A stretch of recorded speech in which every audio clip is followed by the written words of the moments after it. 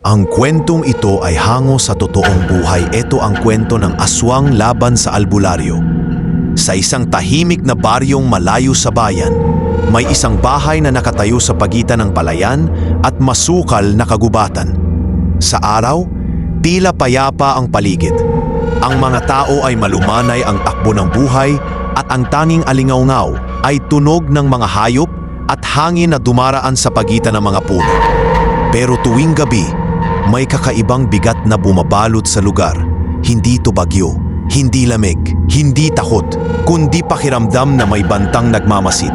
Sa mga nakaraang linggo, may mga nangyayaring kakaiba. May mga manok na natatagpuang wala ng buhay, pero walang kahit anong bakas ng sugat. May kalabaw na bigla na lang nanghihina kahit walang sakit.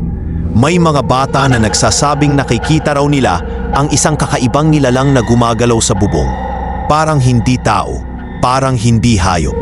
Pero kahit maraming nakakakita, walang gustong magsalita ng diretsahan. Sa baryong iyon, may mga bagay na mas pinipili nilang hindi pag-usapan dahil baka lalo lang lumakas. Kaya nanahimik sila kahit ramdam nila na may masamang presensya na umiikot. Hanggang sa dumating ang isang gabi na kakaiba sa lahat. Gabi kung saan halos sabay-sabay nagsara ang lahat ng pinto at ang mga ilaw ay halos sabay-sabay na pinatay. Pero sa isang bahay, may nagising dahil sa pakiramdam na may nakatayo sa labas ng dingding. Hindi ito tunog, hindi ito paggalaw. Pakiramdam lang, pero malinaw. Parang may matang nakatuon sa loob ng bahay. Nang tumingin sa labas, may nakita silang anino.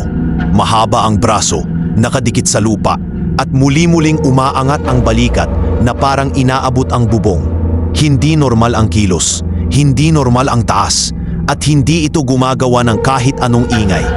Kahit ang hangin ay parang natigil sa paligid nito. Sa sandaling iyon, nagpasya ang mga tao sa bahay na tawagin ang albularyong kilala sa buong baryo. Isang albularyong tahimik, hindi mapagmataas, pero may pagkakaunawa sa mga nilalang na hindi nakikita ng ordinaryong mata. Dumating ang albularyo bago maghating gabi. Habang papalapit siya sa bahay, ramdam niya agad ang bigat ng presensya. Parang may humaharang sa bawat hakbang niya, pero hindi sapat para siya umatras. Kilala niya ang ganitong pakiramdam, pero iba ang gabing ito. Ang nilalang na naroroon ay hindi ordinaryo. Wala pang 5 metro mula sa bakuran. Nakita na niya ang nilalang sa bubong. Nakayuko ito, gumagalaw na parang insekto ang pagkakapit at hindi tahimik ang aura nito.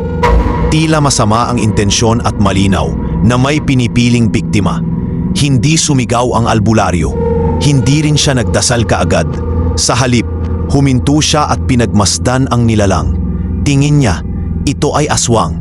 Pero hindi yung karaniwang uri. Ang kilos nito ay mas mabilis, ang anyo ay mas baluktot, at ang aura ay mas matindi kaysa anumang nakaharap niya noon. Binuksan niya ang sisidlan ng langis na dala niya. Kumalat ang amoy nito sa paligid, amoy ng pinaghalong ugat, dahon at sinaunang sangkap na hindi ipinaliliwanag kahit kanino. Inilatag niya ito sa lupa, paikot sa bahay. Ang mga aso sa paligid ay tumahimik bigla, na para bang may hangganang hindi nila gustong tawiran. Doon nagsimulang gumalaw ang nilalang mula sa pagkakayuko sa bubong. Dahan-dahan itong tumayo ng tuwid.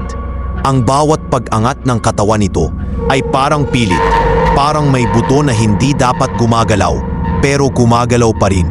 Hindi ito nagmamadali, hindi rin ito nagtatago. Lumapit ito sa albularyo, dahan-dahan. Parang sinusuri kung kaya niyang lampasan ang hangganang nilikha ng langis. Sa loob ng bahay, naramdaman ng mga tao ang presensya sa labas. Ang hangin ay mabigat, ang paligid ay parang walang kulay, ang oras ay parang mas mabagal. Hindi nila marinig ang eksaktong nangyayari, pero nararamdaman nila na napakalapit ng panganib. Samantala sa labas, naglabas ng isa pang sisidlan ang albularyo. Pagbukas niya, kumalat ang manipis na usok na parang gumapang sa lupa at sa hangin. Hindi ito usok mula sa apoy. Ito ay usok mula sa ritual. Nang lumapit ang nilalang, tumigil ito sa mismong hangganan ng langis. Parang may pader na humarang. Parang hindi ito makatawid kahit pilit nitong inaabot ang loob. Ang mga daliri nito ay mahahaba, matutulis at parang may sariling buhay na umaabot sa loob ng bahay. Ngunit hindi nag-atubili ang albularyo.